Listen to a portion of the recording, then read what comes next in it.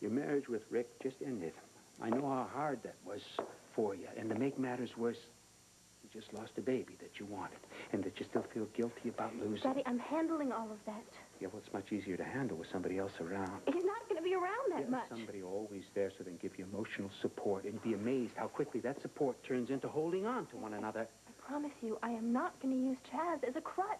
He is going to want to be there for you. So what if he does? Have I lost the power to say no, and do you really think that Chaz would go against my wishes? What does it take to get through to you? Huh? When a man and a woman live together in close proximity, things happen whether they plan them or not. And if you can't see that, then I have to put my foot down because I will not contribute to something that is going to be destructive to you. You're saying that. Do you actually think that you're going to be able to control me with your money? Protect you. Look, forget it. Forget it, all right? I'm going to make my own decisions, and I'm just going to have to find a way to pay for that privilege, right? I don't understand. You're never satisfied with anything I do except for my education and my writing. I mean, you seem to have a blind spot for the men in my life. Ryan, are you going to move in with Chaz before you clear things up with Mark? Oh, right. Mark. He's the star journalist, right? The one who printed everything I told him in confidence. He's been a good friend to you. Oh, well, how about this? Why don't I move in with Mark? That would be a great idea, right? I mean, after all, he is your favorite journalist, and you two have so much fun ganging up against Rick together. My favorite journalist? Look, I'll let that insult pass for now. You seem to be missing the main point, which is I don't think you should be living with any man right now. Never, Daddy. And that is including Rick. When are you going to let me grow up? When are you going to start trusting me to be alone with the guy? You know, I really didn't think that you were going to overreact like this. I'm really disappointed in you. Ryan! What?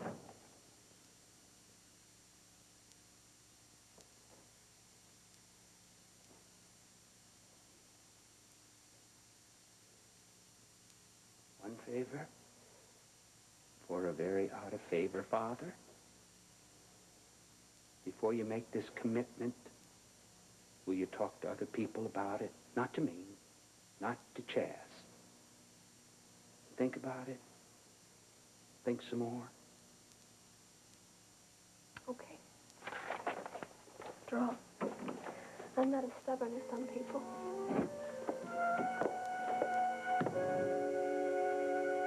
With Oni and his father to see the little baby. I didn't think it was important enough to need a discussion. It wasn't important. My girl goes to visit my half-sister and my niece with her ex-fiancé. Why don't you just admit you're jealous? I'm not.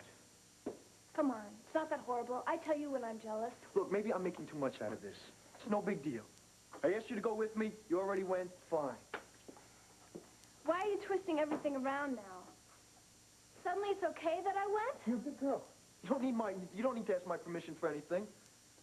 Like a certain amount of slack myself.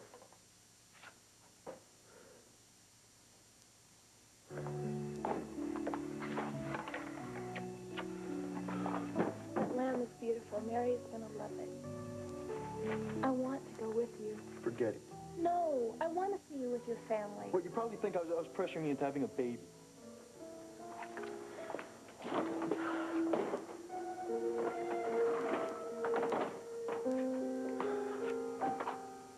I guess that whenever the word baby comes up, I think you think that I'm pressuring Why do you. you have to second-guess me all the time? I want to go with you to see your niece. I mean, why can't you just accept that? Hey, why not? You've got a big heart, Liz. Lots of room for everyone.